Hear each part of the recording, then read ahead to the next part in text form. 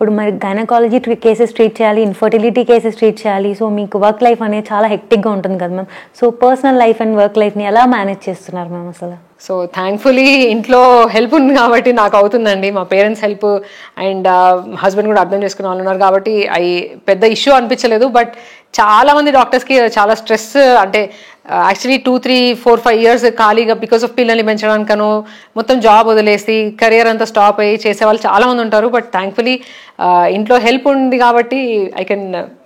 అంటే మీ హస్బెండ్ కానీ కిడ్స్ కానీ అందరూ మీకు మంచి సపోర్ట్ చేస్తారు? డెఫినెట్లీ అండి. Okay ma'am. So hospital life ఎలా ఉంటుంది మ్యామ్? అంటే మీ కో వర్కర్స్తో కానీ కో స్టాఫ్తో కానీ అండ్ 39లో వర్క్ చేయడం ఎస్పెషల్గా. సో డెఫినెట్లీ అంటే ఒకటి ఇప్పుడు ఇక్కడ మెంటల్ స్ట్రెస్ అనేది కొంచెం ఎక్కువ ఉంటుందండి. అంటే పేషెంట్స్కి పాజిటివ్ రావాలని డాక్టర్స్ కూడా చాలా ఎక్కువగా ఉంటుంది. అంటే పేషెంట్స్కి వాళ్ళకి అది అనిపించకపోవచ్చు, బట్ వాళ్ళకి ఏంటంటే ఒకళ్ళే వాళ్ళకి ఉంటుంది. మాకేంటంటే అట్లాంటి పేషెంట్స్ ఒక 20 మంది ఒకటేసారి ఉంటారు. సో ఆ స్ట్రెస్ అనమాట మాకు కూడా కొంచెం ఎక్కువగా ఉంటుంది. ఆ పేషెంట్స్కి ఆ పాజిటివ్ ఇవ్వాలి, ఎట్లా అట్లా చేసి ఇష్యూస్ ఉన్న వాళ్ళకు కూడా పాజిటివ్ రావాలి అనే ఆ స్ట్రెస్ కొంచెం ఎక్కువగా ఉంటుందండి.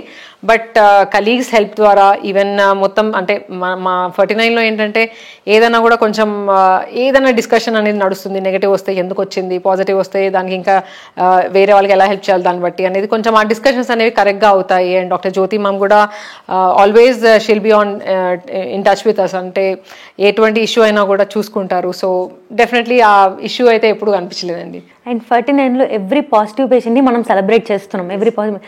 సో వాళ్ళు ఎలా ఫీల్ అవుతారు మేము ఆ టైంలో? సో అండ్ అది చాలా మంది మిగతా వాళ్ళకి కూడా మోటివేటింగ్గా ఉంటుంది. ఎస్ అండి, ఎగ్జాక్ట్లీ. అది స్టార్ట్ చేసింది దానికి, ఆ journey from hope to happiness అనే ట్యాగ్తో స్టార్ట్ చేశామండి. సో చాలా మంది ఏంటంటే వాళ్ళు ఒక్కలే ఉన్నారనే టెన్షన్లో ఉంటారు అట్లాంటి వాళ్ళు. బట్ ఒక్కసారి హాస్పిటల్కి వస్తే వాళ్ళకి అర్థమవుతుంది, ఆ రష్ని చూసి ఓకే మనలాంటి వాళ్ళు చాలా మంది ఉన్నారనే విషయం వాళ్ళకి అర్థమవుతుంది, which is actually true. Because ఈ కాలంలో అసలు ఇంకా ఈ ఫ్యూచర్లో మేబీ ఆ ఇన్ఫర్టిలిటీ రేట్ అనేది కూడా చాలా పెరగొచ్చండి. సో వాళ్ళకి చాలామంది అంటుంటారు మేము అసలు ఇంట్లో చూసి అసలు ఎప్పుడు రావాలా వద్దా, బయటికి ట్రీట్మెంట్ తీసుకోవాలా వద్దని భయపడే వాళ్ళం. బట్ ఇక్కడికి వచ్చాక తెలిసింది, పక్కన వాళ్ళతో మాట్లాడుతుంటే తెలిసింది చాలా ఇష్యూస్, మాకన్నా పెద్ద ఇష్యూస్ చాలా ఉన్నాయి వాళ్ళకి. సో అట్లాంటి వాళ్ళు ఒకసారి ఇప్పుడు వాళ్ళు పాజిటివ్ రాగానే ఆ ఎదుటి వాళ్ళకి హోప్ అనేది వస్తుందండి.